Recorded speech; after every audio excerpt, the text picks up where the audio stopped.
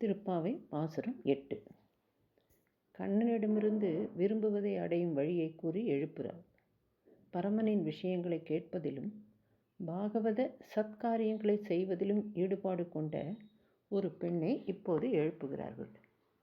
எப்படி பார்ப்போம். கீழ்வான வெள்ளென்று எருமை சிறுவீடு மேய்வான் பரந்தனகான் மிக்க உள்ள பிள்ளைகளும் போவான் போகின்றாரை போகாமல் காத்து உன்னை கூவான் வந்து நின்றோம். கோதுகலமுடைய பாவாய் எழுந்திராய் பாடி பறை கொண்டு மாவாய் பிளந்தானே மல்லரை மாட்டிய தேவாதி தேவனே சென்று நாம் சேவித்தால் ஆவாவென்றாராய்ந்து அருளேலோ ரெம்பாவாய். காலையும் பொழுது விடிந்தது என்பதற்கு திருப்பாவையில் கூறப்பட்ட உதாரணங்கள் மிக மிக இயற்கையாகவே இருக்கும். பறவைகள் ஒலி எழுப்புதல், ஆலயமணி ஒலித்தல், கீழ்வானம் வெளுத்தல், கறவைகள் மேய செல்லுதல் போன்ற வார்த்தைகள் இயற்கையில் நடப்பதை படம் பிடித்து காட்டுவன.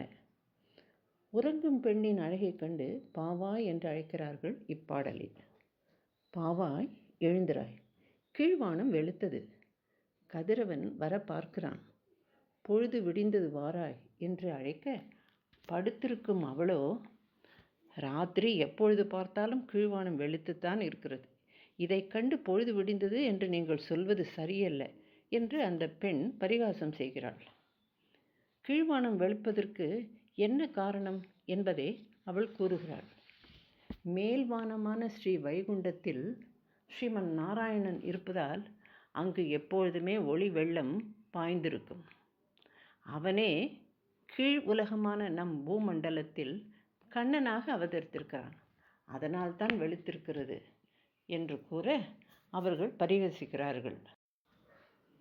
கோது கலமுடைய பாவாய் எழுந்திராய், அதாவது பெரிய சபைகளிலும் கல்யாண கார்த்திகைகளிலும் உற்சாகமுடையவர்கள் கலந்து கொண்டால்தான் அங்கு கலகலவென்று சோபிக்கும். இவள் அப்படிப்பட்டவள்.